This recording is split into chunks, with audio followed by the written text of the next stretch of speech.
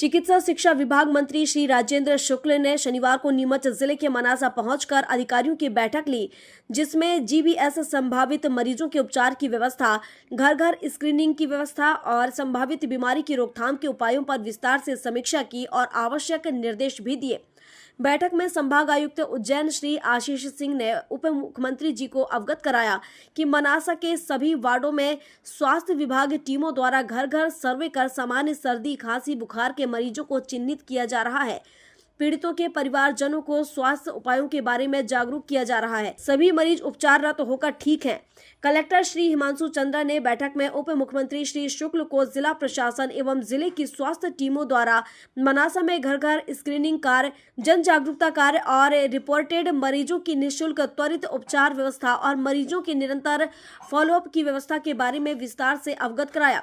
उप मुख्यमंत्री श्री शुक्ल ने जिला प्रशासन द्वारा मनासा में संभावित मरीजों की रिपोर्ट होने के बाद त्वरित कार्यवाही कर घर घर स्क्रीनिंग, सैंपलिंग एवं उपचार की व्यवस्था के कार्य की सराहना की। उप मुख्यमंत्री श्री शुक्ल ने मनासा सिविल अस्पताल में स्क्रीनिंग में पाए जाने वाले संभावित रोगियों के त्वरित निःशुल्क उपचार के लिए मनासा में वेंटिलेटर युक्त एक पृथक से वार्ड स्थापित करने और इस वार्ड में चिकित्सक सहित आवश्यक मानव संसाधन उपलब्ध कराने के निर्देश अधिकारियों को दिए, जिससे कि सर्दी, खांसी, बुखार के मरीजों व अन्य मरीजों को स्थानीय स्तर पर तत्काल उपचार की सुविधा उपलब्ध हो सके और मरीजों को अन्यत्र रेफर न करना पड़े।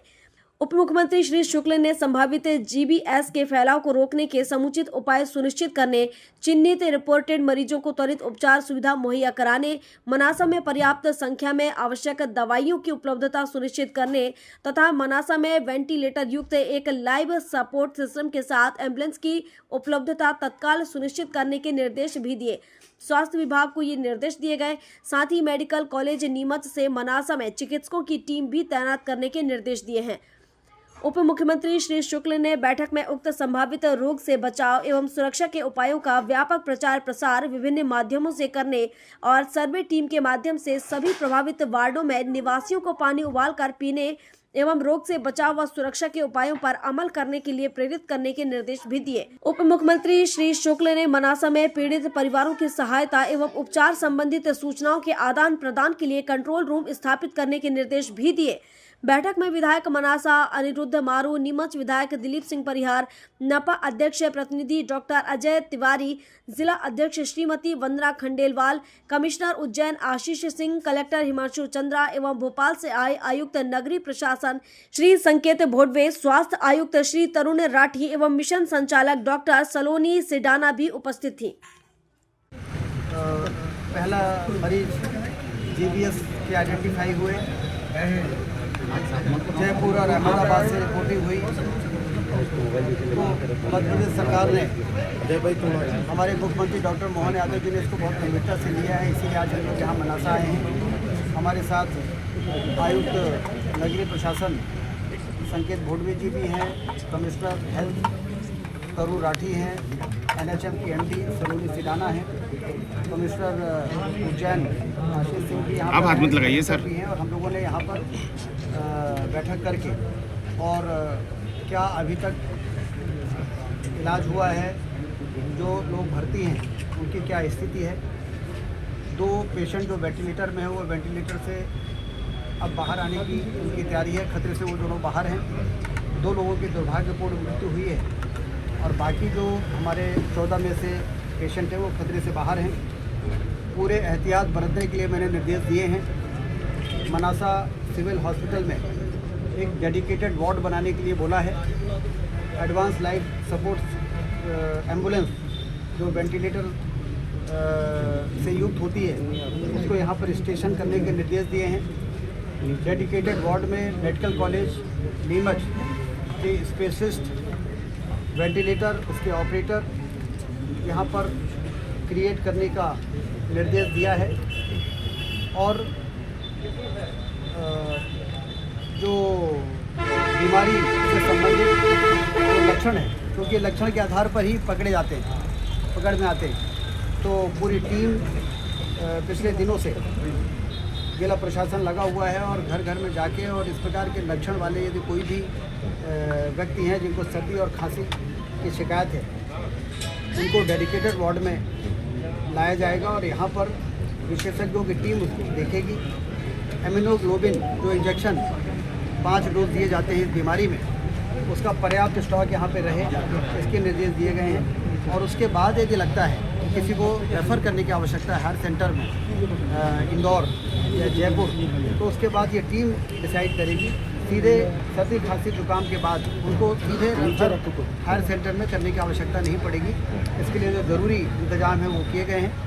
उसके साथ ही एक कंट्रोल रूम यहाँ पर खोला जाएगा। यदि उस कंट्रोल रूम में भी इस प्रकार के लक्षण यदि किसी के परिवार में किसी व्यक्ति के आते हैं तो उस कंट्रोल रूम में रिपोर्ट करेंगे, जिससे कि वो टीम उनको लाके और मनासा के अस्पताल में उनका प्राथमिक परीक्षण कर सके। और एहतियात के रूप में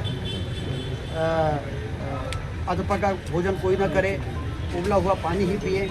जब तक ये मामला सेटल डाउन नहीं होता है, ये जानवरों को छूने के बाद हाथ साबुन से ज़रूर धोएं। इस प्रकार के 4 निर्देश भी जारी किए हैं, जिसको आपके माध्यम से मनासा के घर घर में पहुंचाने के लिए आपसे भी निवेदन हम लोग कर रहे हैं कि पर्याप्त जागरूकता होनी चाहिए। क्योंकि इस प्रकार की बीमारी जब आउटब्रेक होती है और उसके बाद यदि हम सावधानी नहीं बरतते हैं तो ये मासेस में जाती है। सर, इंदौर के बाद मनासा की पानी के WTP प्लांट और जो हमारा सोर्स है वहाँ के सैंपल लिए गए हैं और उस पर इस प्रकार का कोई कंटेमिनेशन प्राइमा फेसाई नहीं पाया गया है। लेकिन फूड के सैंपल NMRI हैदराबाद में 8 सैंपल भेजे गए हैं और कोलकाता में 18 सैंपल भेजे गए हैं। Food sample National Meat Research Institute Hyderabad, animal sample National Institute of Virology Pune और human serum and water sample National Institute for Research at bacterial infection Kolkata भेजा गया है। वहाँ की रिपोर्ट आज शाम तक या कल तक आने की उम्मीद है, जिससे हम लोग इस कंक्लूजन में पहुँचेंगे कि आखिर ये जो 14 लोग इससे संक्रमित हुए हैं इसका रीज़न क्या है। तो एक तरफ हम कारणों पे जा रहे हैं, एक तरफ हम इलाज में जा रहे हैं, एक तरफ मनासा के सिविल अस्पताल को अपग्रेड करने की जो हमारी योजना है, जिसमें 85 अतिरिक्त पद सैंक्शन हुए हैं, उसमें एक डेडिकेटेड वार्ड खोल रहे हैं और जन जागरूकता अभियान। इन 4 चरणों में पूरा प्रशासन पूरी तेज़ी के साथ काम करे और कहीं भी कोई भी दुर्घटना ना हो, कोई भी व्यक्ति इससे प्रभावित ना हो। ये योजना से अभी हमने बैठा बच्चों के उपचार का खर्चा कौन उठाएगा, क्या परिस्थिति रहेगी? और जो जिनकी मौत हुई उनको क्या मुआवजा हो रहा है, पूरा राज्य शासन उसका इलाज उठा रहा है। कलेक्टर ने रेड क्रॉस से जहाँ जो भी डिमांड आ रही है उसका भुगतान कर रहे हैं और किसी भी यहाँ से भेजे गए पेशेंट को उस पर कोई आर्थिक बोझ ना आए, इसकी चिंता। लापरवाही मानते हैं आप? ये क्या लापरवाही नहीं है सर? दिसंबर में जैसे ही 13 तारीख को ये सूचना मिली, 13 जनवरी को देर रात सिविल हॉस्पिटल अहमदाबाद से जैसे ही 15 वर्षीय बच्चे की मृत्यु का पता चला है, तुरंत प्रशासन सक्रिय हुआ है और कहीं भी एक दिन का भी लैप्स, एक भी घंटे का लैप्स पूरे इस घटनाक्रम में पूरे घरों का सर्वे हो गया, पूरी टीम वार्ड वाइज डिप्यूट हो गई है और कहीं भी कोई ऐसी लापरवाही। सर 3 केसेस और आ जाए सर, 3 केस और आए हैं। हाँ 3 केस और निकले, 15 कल हो गए थे। संक्रमण बढ़ रहा है, इस पर क्या कहेंगे? जैसा हमने आपसे कहा कि हम खुद ही यदि किसी को सर्दी या खांसी की शिकायत आती है, तुरंत वो टीम जो वार्ड में घूम रही है उनको तुरंत जो प्राथमिक इलाज है उसकी व्यवस्था कर रही है। और अब तो मनासा में ही जब हम डेडिकेटेड वार्ड खोल देंगे तो हमें कहीं दूर 2-2.5 घंटे ट्रैवल करके नहीं जाना पड़ेगा। कब तक खुल जाएगा सर वार्ड? सर इमीडिएटली अभी यहाँ पर डीन मेडिकल कॉलेज है और यहाँ सभी को निर्देश दिया गया है। तो जरूरी सर 2 बच्चे जो मरे हैं उनके परिवार को, 2 बच्चे जिनकी डेथ हुई है उनके परिवार को सरकार की आर्थिक सहायता देगी, उनके वहाँ जाएंगे, क्या कुछ रहेगा सर? देखिए, इस प्रकार के मृत्यु में सरकार के जो राहत की व्यवस्था है उसमें कहीं कोई सवाल ही नहीं है। वो तो तत्काल मानवीय संवेदनाओं के मामले में हमारे मुख्यमंत्री डॉक्टर मोहन यादव जी संवेदनशील है। वो कितनी आर्थिक क्या राहत दी गई है? अभी क्या राहत, कितनी आर्थिक सहायता मिलेगी? उसमें जो मृत्यु में जो राहत होती है अभी उसकी मुख्यमंत्री जी ही घोषणा करते हैं। न्यूरोसिस की होगी डॉक्टर की कमी बताया जाएगा यहाँ पे कि वार्ड तो बनने वाले डॉक्टर सर इतना गंभीर मामला होने के बाद यहाँ अवकाश पर है अधीक्षक। जो डॉक्टर की आवश्यकता है वो मेडिकल कॉलेज अधीक्षक छुट्टी पे चल रहा है। रतलाम जिला अस्पताल से यहाँ पर आ जाएंगे और जो पद यहाँ मंजूर हुए हैं जो 100 बेड का अस्पताल हुआ है उसके मंजूर पदों के जो विशेषज्ञ हैं उनकी भर्तियां चालू हैं और जल्दी ही वो विशेषज्ञ यहाँ पर मिलेंगे। और मनासा में मुझे विधायक जी ने बताया कि यहाँ 400 से 500 OPD पर डे होती है और यहाँ पर आवश्यकता है विशेषज्ञों की, तो पदस्थापना जैसे ही शुरू होगी मनासा को प्राथमिकता दी जाएगी। नीमच से सब्बीर हुसैन की रिपोर्ट।